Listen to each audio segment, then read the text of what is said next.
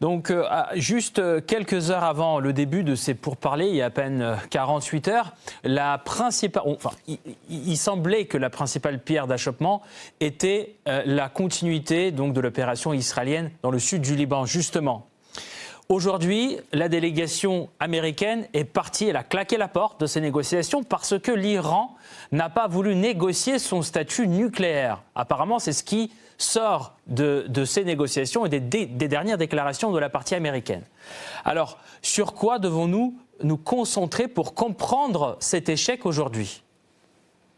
C'est très difficile de répondre à votre question parce que les déclarations américaines, qu'elles soient de Trump, de Vance ou d'autres, sont incohérentes et sont souvent même des mensonges parce que si ces négociations ont pu se tenir grâce au Pakistan à Islamabad, c'est parce que les 10 points spécifiés par l'Iran avaient été acceptés par les États-Unis.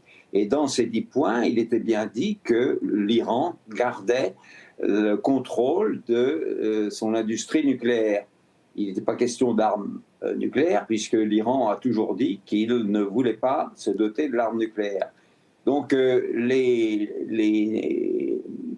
raisons invoquées pour la rupture des négociations sont, à mon avis, fausses. Ce sont des prétextes. D'ailleurs, des négociations qui durent même pas une journée, 20 heures, on voit bien que ce n'était pas avec même une journée ou 2 journées qu'on pouvait régler un problème aussi ardu. Donc au départ, les données étaient faussées. Monsieur Krauss, mais dans ce cas-là, si c'est un prétexte, alors à quoi servait de les commencer ? Pourquoi les commencer puisque au moment où Donald Trump menace d'anéantir l'Iran, les bombardiers B-52 partent des bases anglaises.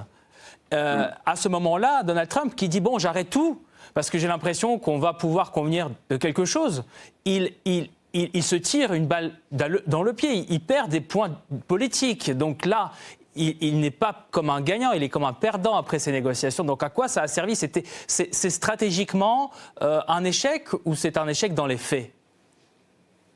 C'est un échec stratégique et c'est un échec dans les faits parce que là, le drame des États-Unis d'Amérique, c'est qu'ils ne sont pas dirigés par l'administration présidentielle de Trump, ils sont dirigés par Netanyahou, s'il existe encore, s'il n'est pas mort, mais en tout cas l'équipe qui dirige Israël à Tel Aviv.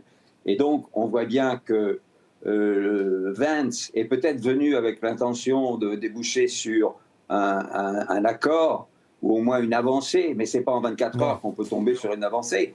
Mais ce sont les gens, Whitcock et Jared Kushner peut-être, qui, eux, sont là pour rappeler les exigences d'Israël. C'est Israël qui dirige la stratégie américaine. Et Trump peut faire des déclarations intempestives et grandiloquentes. Il est entre les mains d'Israël. On l'a bien vu depuis le début de ces opérations. Alors, moi, je crois que la guerre ne va pas reprendre parce que, en fait, c'est l'Iran qui a, pour le moment, qui a les cartes dans les mains, contrairement à ce que dit Trump. C'est l'Iran qui a toutes les cartes. Il a le détroit d'Ormuz. C'est ça, c'est une bombe nucléaire en puissance. Et le président Trump est maintenant l'objet de contestations au sein de son pays et l'économie mondiale est en train d'être secouée et on va le reprocher à Trump. Donc c'est lui qui a intérêt, ce n'est pas les Iraniens qui ont demandé ces négociations, ce sont les Américains.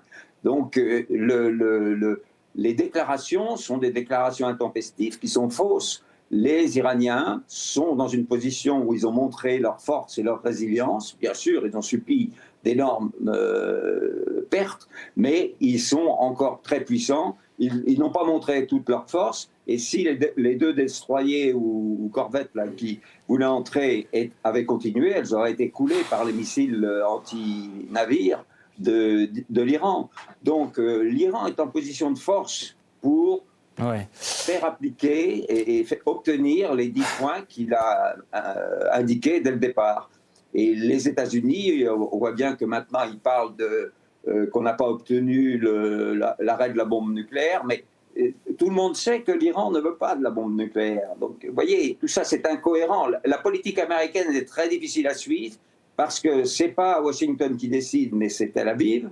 Et du coup, l'Amérique, et en la personne de Donald Trump, est obligée de faire des déclarations de victoire, alors qu'il n'y a aucune victoire. Merci beaucoup, Monsieur Corvès, pour votre décryptage. Je rappelle Alain Corvès, conseiller en stratégie internationale, ancien conseiller du général commandant la force des Nations Unies au Sud-Liban, en direct avec nous depuis Paris ce soir pour parler de l'échec des négociations américano-iraniennes au Pakistan. Merci encore à vous.